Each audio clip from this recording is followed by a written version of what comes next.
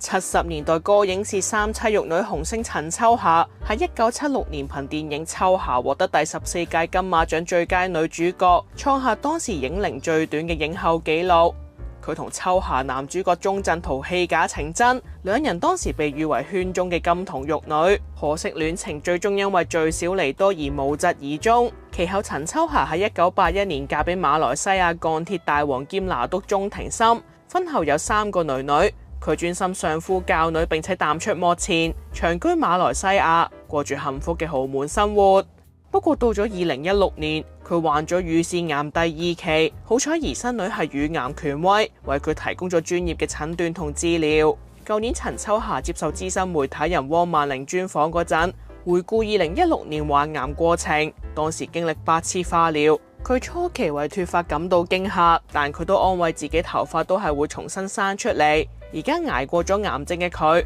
都呼籲女性朋友要有警覺性，唔好因為罩忌而耽誤就醫。